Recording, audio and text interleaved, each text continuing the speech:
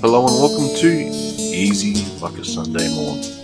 Today is Sunday the 13th of July 2014 and tonight is a super moon. So you want to go out and check that out. If you haven't already, I'm probably going to be filming it for some friends and uploading it to Facebook. Now, today's show is running late as per usual. Nothing new there, but today I've got a fantastic interview with Raggy Ragsdale, and stay tuned for that. It is a rather long show, so I'll keep this intro very, very short, and I'll see you at the back end in about 40 minutes or so. That's all from me at this end. See you soon with the code word. Bye for now. Welcome to the show, Raggy. Thank you, Shane. I'm glad to be here. That's good to have you here. It's been a while since you requested to be on the show. So you requested to be on the show a while ago, and I've had to... Right. The very first show you had. Wow, that would have been, what, 17 weeks ago? That's right. I haven't missed one since. That's fantastic. No, I have been fairly busy. Just to...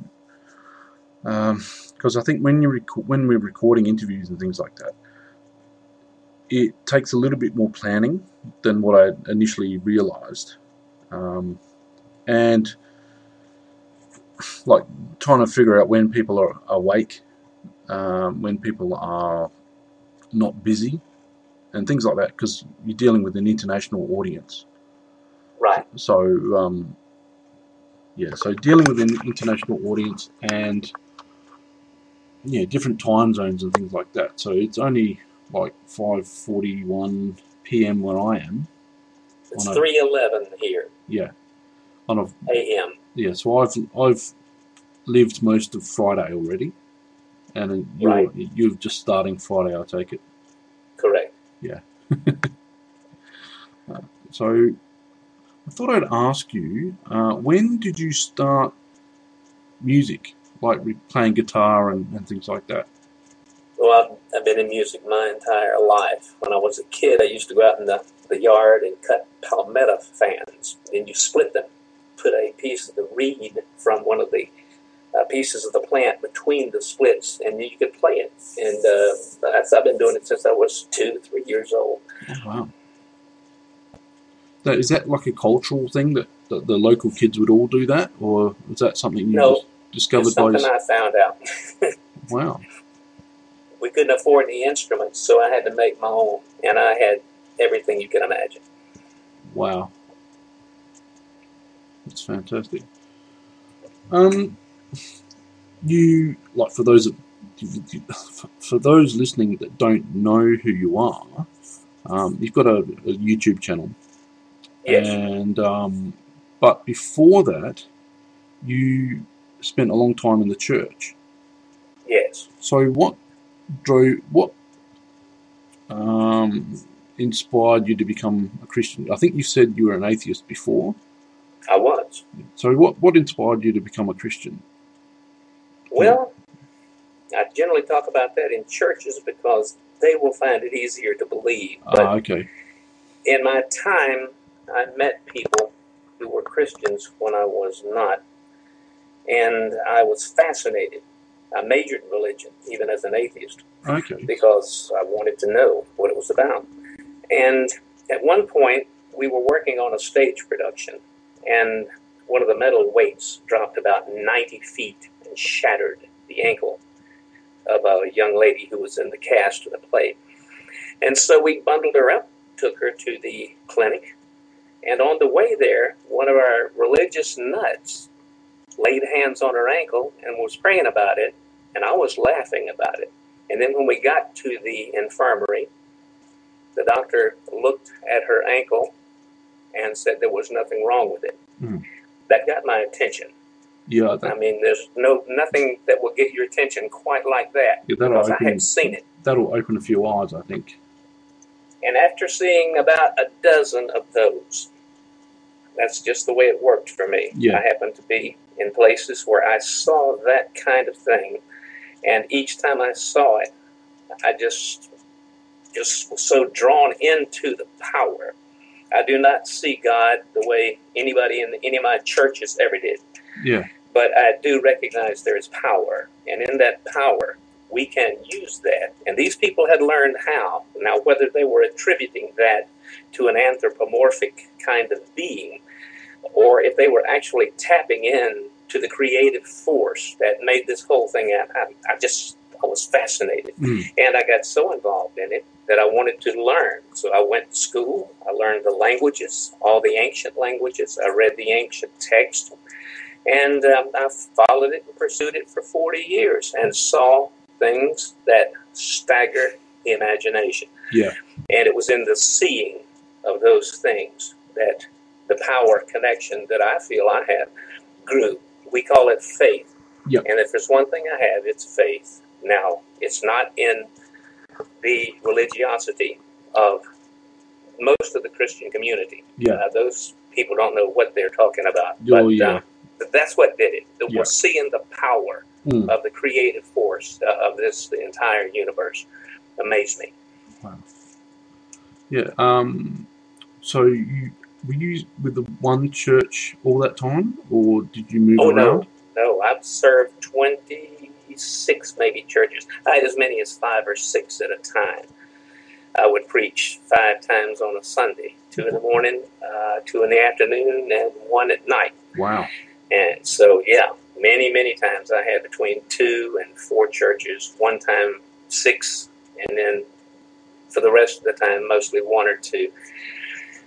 But yeah, I like preaching. Yeah. and I don't interpret the Bible like any other preacher I have ever encountered, and neither have the congregations. Yeah. The last church I was in was starting my 10th year. Yeah. When I got delivered. And so I would tell them, why are you so mean? Why are you so harsh? Why are you so, judgmental on people? Yeah. And I would read the word that they quoted me, and I would say, listen, it means this as well.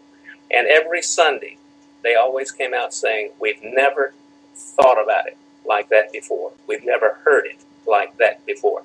That's what I did. Yeah. Brought a new perspective to the old language. I think that's important to keep things relevant, I think, for like a modern age. Yes. Because, I had my very first Bible, well, not my first Bible, but when I had become a Christian, I was given this Bible that was so old that the lettering, the font that they'd used, the letters were stuck together, if you know what I mean. Like, I do. And you think, oh, I can't read this. It was sort of, even if it was, it had all the these and the thous and all that sort of stuff as well, but that you can sort of work your way around if you've got an understanding of the English language. But when the letters were stuck together, and you're just like, oh, this is incredible. Now, you got to remember, some people have turned that book, that document, into an idol. It truly is, by definition, because they think it speaks. It doesn't say a thing. Yeah. When I hear them say, the Bible says, it doesn't. No. If they really believe, it's a recording of what was thought that the God had said. It doesn't say anything in and of itself. And they are afraid.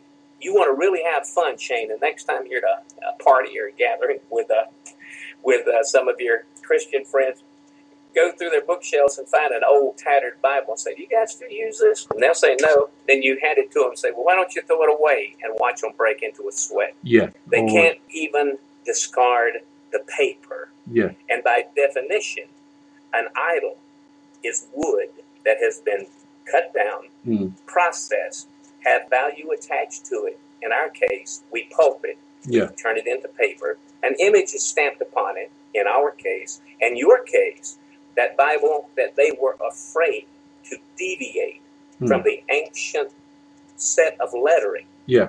They were so afraid to change it that they duplicated the lettering that was used with a press. And that's what will happen. These people will break into a sweat because they are afraid to throw that book away.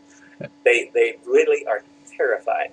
And it's become an idol. And people listen to it more than the fact, well, we took away God's publishing rights 2,000 or so years ago. Yeah. And if he wrote anything new, we wouldn't allow it in. We just wouldn't do it. Because as far as they're concerned, it's said, done, and over with. He can no longer speak to us. Yeah. Except 2,000 years and earlier. Yeah. Amazing. Yeah. But yeah, that's quite amusing. I think I know people that when I was, I'm not, how can I put this? I'm not as affiliated with the church as I once was. And when I was deeply involved with the church, there were people that had the gold leaf plated, I think it's plated Bibles, the ones with along the, not the spine, the other side, like the edges of the pages were gold coated, and 14 karat gold. Yes. Yeah, wow. And my Bible was a gift from, let's see, it would have been in the 90s, early 90s, 1990 in fact. The Bible that I'm not sure whether I've still got it or not, but I dropped it. Oh no, the one that with the lettering was stuck together, because that was only a temporary loan Bible, and I didn't tell them that I still had it. What had happened was I dropped it inside somebody's car, and for some reason there was a leak in the car, or the car floor carpet was wet or something like that. I can't remember, but it had ripped that really old Bible, and it was just water damaged, and I couldn't use it.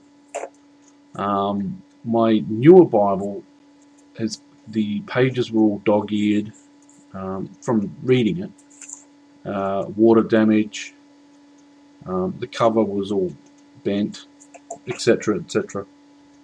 Because I was reading it. These people, they buy a Bible and they put it on the bookshelf because it's something to have in the house, right? Rather than an instruction book or a book of morality or whatever I'm going to call it.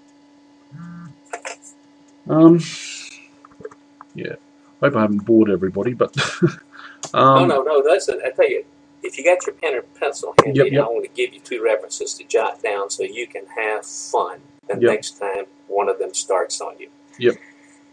When I used to get to a church, they would ask me, would I do Bible study? And I said no, after years of realizing it meant nothing to them. Yeah. And so I would start out any forced Bible study by saying to them, I want you to divide into 2 groups. The first group turned to 2 Samuel chapter 24, beginning at verse 2. And the other group start in 1 Chronicles chapter 21, starting at verse 2. Would send them to 2 different rooms, have them read several chapters, then come back and ask them questions. And they would all get the right because they were all the same answers. It's identically the same thing, almost word for word, chapter after chapter. Yeah. And they would just have a ball answering the minutiae. How many bales of gold, straight. Yeah. How much gold, how much. Then at the end, I would say, well, you're tied. Now, I'm going to ask one last question. Who instructed David to do this? The first group would scream, God. The second group would scream, Satan. Because that's the only deviation in verse 1 of those 2 books. It begins by saying, and Satan incited David to number the people. In the other place it says, and God incited David to number the people. Ask them what they think of that. So it's First Chronicles 21:2. First Chronicles, that would be chapter 21, beginning at verse 2. Okay, so I got that right. And then 2 Samuel 24. 2. Chapter 2. Chapter 24, verse 2. Oh, that's fun reading. And there's a lot of that stuff in it. So, who knows, for heaven's sake. Yeah. Oh, God. If there is a heaven, and the people I have met in the churches in the last 40 years, if they're going to be there, let me go to hell.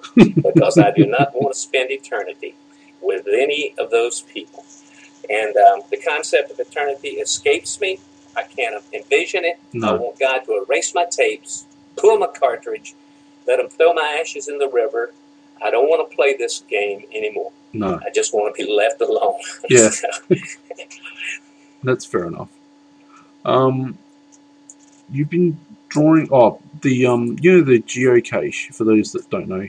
Geocaching is a bit of a game that you can play with your GPS device, where you can find little hidden boxes and things, and the idea of the game is you fill out a logbook and you try and find as many of these things as you can. But what happens is you very often end up travelling to different parts of your own country, other countries that you've never seen before. And the church that you used to work in had a geocache there, and for a long time it was neglected. But I can happily inform you that it is up and running, and people are finding it, and so people are visiting the church for maybe not the right reasons, but they are on the property. 2 o'clock, 2:30 in the morning, I would hear these cars pull up in the parking lot, and I'd still be in the office because I don't ever sleep at night. Yeah. And I would go out because, you see, the cache was located smack dab in the oldest part of the cemetery. Ah. And they would have to go out there at 2 a.m. wading through those stones and through those bushes and trees and try to find that thing. So I'd go out, and if they really were a little bit scared, I would show them, just go check that big tree right over there. Yeah. So, yeah, that's hilarious. you want to know what's hilarious? Yeah. When I first got there, I went out in the cemetery because I love the place. Yeah. And I saw this amazing box, and it was raining. Yeah.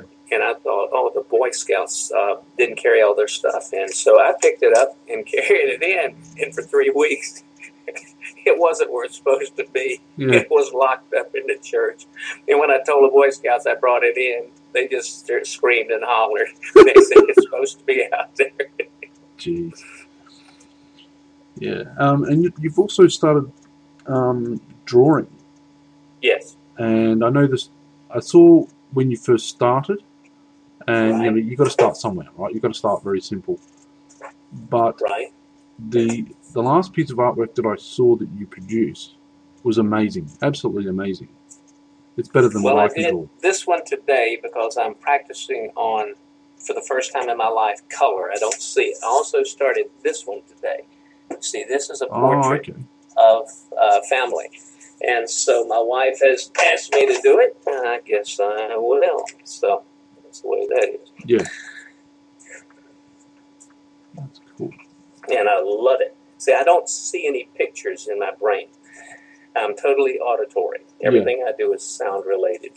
And I can't close my eyes. I can't see the house, my wife's face, my children, my mom, my dad. I see no pictures. Wow. So for me, drawing, when I started it about 18 months ago, 66 years, I was fascinated that I could look at something and begin to see it. I've been looking at skulls.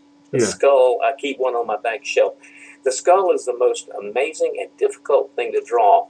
And after I've drawn a few, I looked at some skull pictures on Google 2 days ago, and for the first time when I looked at them, I realized these things are beautiful. Yeah. They're not scary or frightening. They are marvelous pieces of the work. And I've learned to see with my eyes for the first time, and I have had more fun in the last year or so. Just taking the pencils, paper, and just drawing a blob, and then working backwards. Instead of putting down what I see, I take away what I had previously seen, and it leaves the image that I'm looking for, and then I begin to work on it. Oh, okay. So I'm having fun. Yeah. A bit. I mentioned that I was working on a comic that I came up with years ago, but I shelved it because I was too busy. Not too busy. I gave too much credence to people who were critical of what I was doing, like the concept stuff. And while I got some decent tips and things from various artists, they can give you all the advice in the world, but until you sit there with your pencil in hand and paper and you actually do it, then it doesn't mean anything until you actually do it yourself. And Right. now, sometimes you get feedback, and I think it's one of those things where I was scared of what other people thought, or I didn't think it was good enough. Now, what happens is the artwork will be crap. If you look at the stuff that you start out with, it's going to be crap. It's going to be crap until you get better at it. Oh, yeah. These podcasts are not stellar by any stretch of the imagination, but they will be the way they are until they get better. And that's You're just right. the way That's it why I is. told you, when you don't have somebody and you need somebody, I'm happy to do it, because when you really get this thing honed, you want guests on there that are super interesting and that you really have honed that craft and can give a much better program to the listener. So shoot, yeah, I understand all of the above. Yeah. And as for the self-worth thing, I've never suffered from that in my entire life. I have never been bored. I don't even know what that must feel like. And I have never been the least bit concerned with what anybody else has ever thought of me. Yeah. What I think of me is the most important thing in the world. Yeah. And I don't mean that from the egotistical sense. I mean it from the point of power and being and an awareness that I'm the only one. Yeah. And you're the only one. But I know that, and you haven't gotten that yet. Yeah. And when you do, you will be a force to be reckoned with. And I welcome it, because what I learned early is that whatever they say to me has to be generated within the framework of their own experience and evaluation. I love to push people to hear them get to insults. Yeah. Because what they insult you with is the very thing that will touch them. If they say, and you think, thank you, I will remember that, because I know where to get you. You show me your strength, and I'll know your weakness. Show me your weakness, and I will know your strength. And I have never once pandered even to myself to deign ask anyone what they thought I ought to do. I will ask them how to do it. Yeah. But I will not ask them what I should do. So, and I don't have a lot of friends because of that, because they know that I don't really care. What do they like, dislike, agree, disagree, affirm? Who cares? Yeah. You know, I don't care. I can sit here in this room for the rest of my life. And if I never encounter another human being, I will be perfectly content. Yeah. I don't mind meeting them, but if it's in a party situation, after 15 minutes, I have to get away for at least 5-6 minutes to be by myself. I've never been alone, but I've been by myself. And when I'm by myself, I'm in really good company. Yeah. And I don't mind. I will go out. The reason I play on stage, Shane, is because I didn't have to rub elbows with the crowd. I was alone. The spotlight didn't show me. It kept me from seeing all those people out there who had nothing better to do but to come and shake and wiggle for 4 hours, get drunk, and try to get lucky. Yeah. I would rather think. I love to just think. Yeah. I don't feel, I think. Yeah. And that's just the nature of who I am. And most people interpret that as cold. They think I'm pompous, self-centered, egotistical, bombastic, full of myself. Oh, I'm all of that and more. But I have some faults, too. Yeah. And that just drives me crazy. Yeah. So you also got involved with YouTube, the YouTube community. Where did that start? I had a friend who is now in his 70s, and he was a yo-yo champion. And at the time, he had successfully roped me into 3 networking groups. And in one of them, he wanted to do a video because there was a contest. And he was going to drive up from Florida if I would videotape him yo-yoing. Yep. And so I wrote a song. I videotaped him yo-yoing. We took second prize. We were entered in the national contest. Did pretty well with that. And then several months later, I was playing on the river, and someone heard me playing Sleepwalk. Okay. And they said, will you show me how to do that? And I said, it'll take too long, but I can do a video because I've done one and I know I can do it. So I did the Sleepwalk video, and 3 or 4 months later, somebody wanted Girl from Ipanema. And then people started writing and saying, well, can you show us some chords? And that's how it started. I just would turn it on, show the old geezers how to play. And sounds like, because I didn't want to do cover songs. And so I just do what I do. Then somebody told me about a ukulele, and I laughed at it, got one, went hog wild, crazy with that thing. And now I do ukulele for old geezers and the kiddos. And occasionally people would ask me what I think. So I'd do a vlog, and the next thing you know, I would just turn on the camera and either talk. Then we had that crazy thing that happened in the office that you know about. Yep, we won't go there. And so some people were interested in that. And since it sort of flew in the face of my own personal intellect, I still had to deal with that and dealt with it quite frequently. But I didn't let but 2 of those videos stay up because of my daughter pleading with me, please don't take those down. She wanted her friends to see them. So I took down a couple of 100 videos that had that kind of nonsense in it. But that's because I'm a realist. Yeah. And I just don't believe in flying saucers, ghosts, paranormal activity, reincarnation. I don't believe in any of it. I got no problem with people who do. Yeah. But I just don't have any truck with it at all. Mississippi there. So how did you find me on YouTube? That's the other thing. Let's see. I was accosted by my family to say, why don't you get a Facebook account? And I didn't know what it was. So they came over and signed me up on Facebook. And then people started saying, we want to be your friend. We want to be your friend. I just, yeah.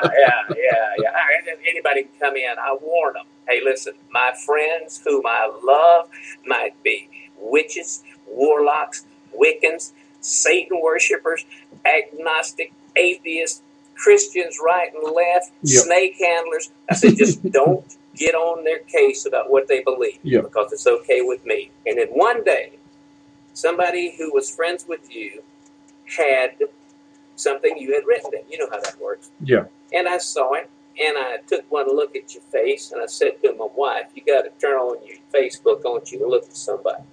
And she looked at you, and she said, wow, what an honest, a sturdy, and a trustworthy. And I said, that's what hit me. Here is a man who has the visage, a countenance that carries a message that he doesn't know. Yeah. You can tell by looking at him. He has no concept of who he is and who he has been called to be. And so I just started watching your little videos. Yeah. And then the more I watched them, the more I realized, my God, the depth of humanity on this person is beyond belief. Not that wild, spectacular insanity of, demonstrable or demonstrable intellect.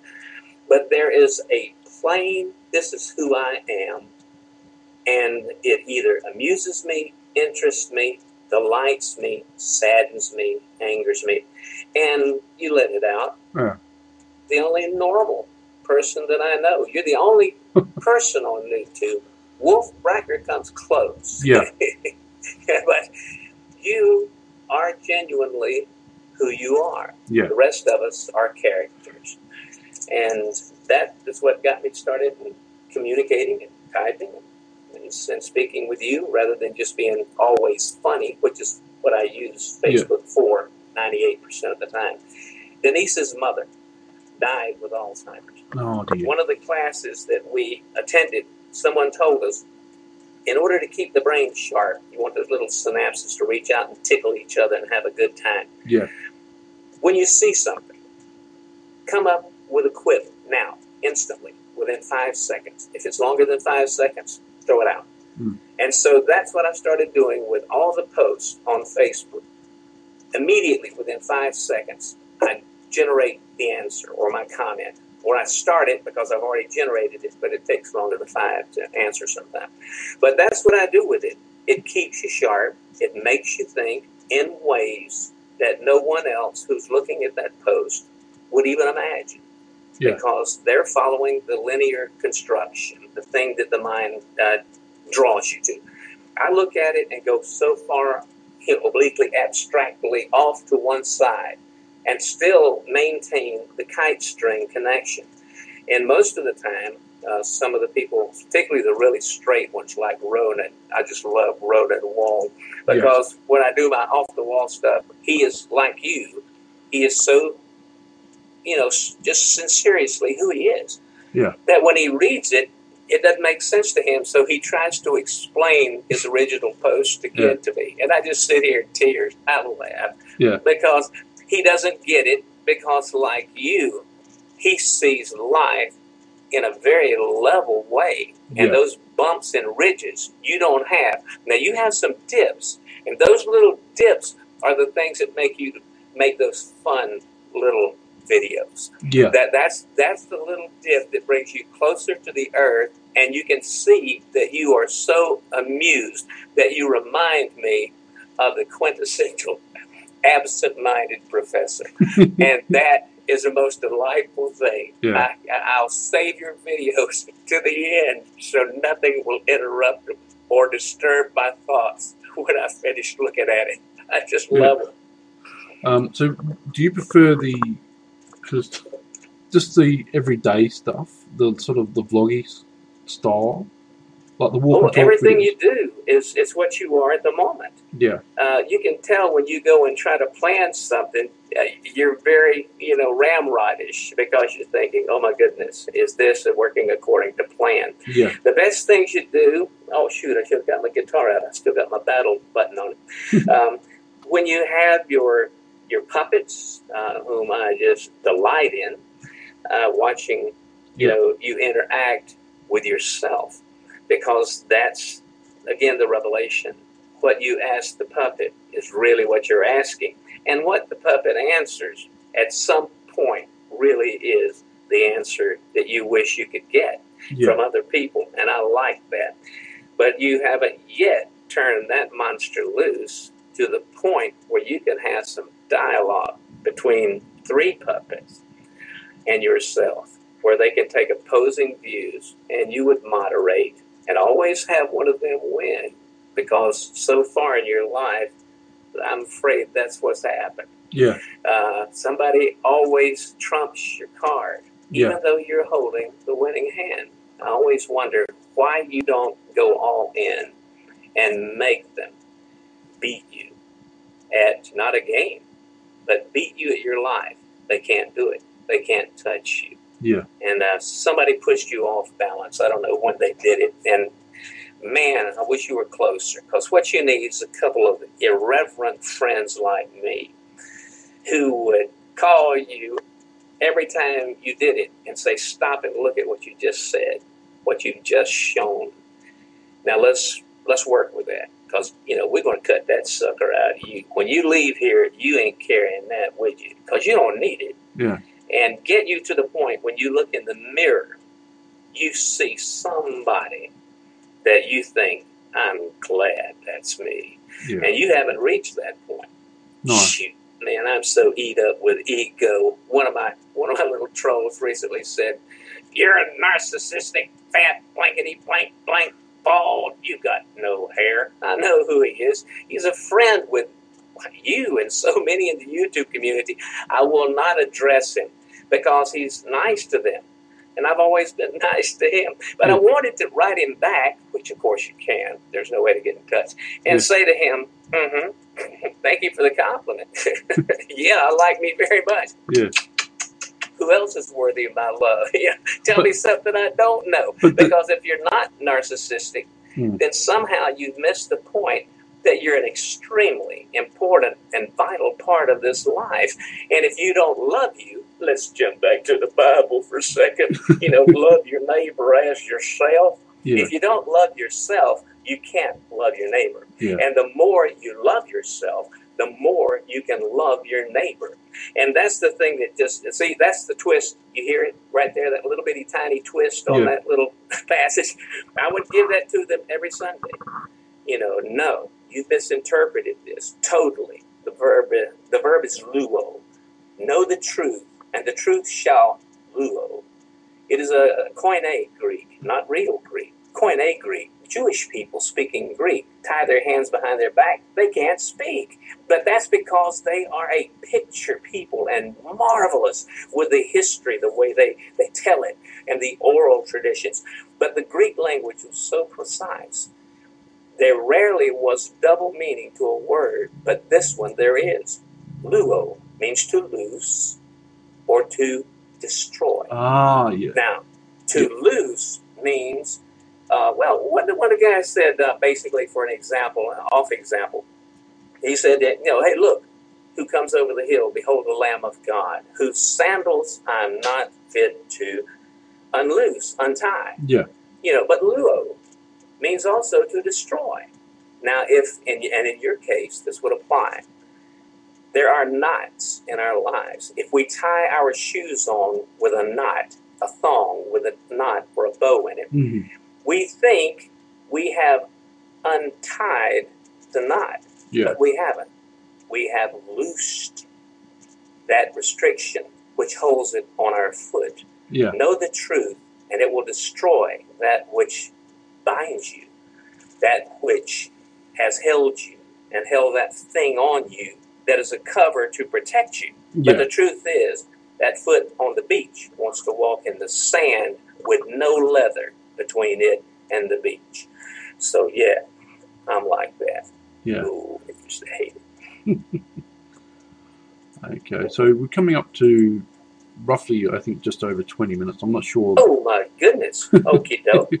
So what we'll do is we can still talk, but I'll end the recording part of the show. Okay. And thanks for having a chat with us.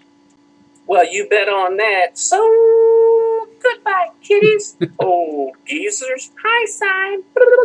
Passport. Well, that was our interview with Raggy Ragsdale, aka Uncle Raggy. And you can find him on YouTube. Just look up Raggy, Raggy Ragsdale, and you'll find him. Thank you very much for being on the show, Raggy. Today's code word is spaghetti. SPAGHETTI, spaghetti. A perfect meal to have on toast on an easy Sunday morning. Thank you for listening. If you have been listening for this long, please send me a tweet on Twitter, SHAIDO, Shido on Twitter. I know you've got Twitter accounts. Please send me a tweet and let me know that you're listening. If you want to be a part of the show or just want to send in sound bites and things like that, or just send me an email. You can send me an email on shane_lockwood@hotmail.com, and I'll gladly reply to any comments and emails that I get.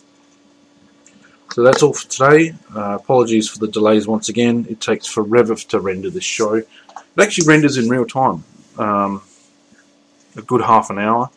and then I've got to edit and do all that sort of fun stuff as well. But hopefully you will have a fantastic day.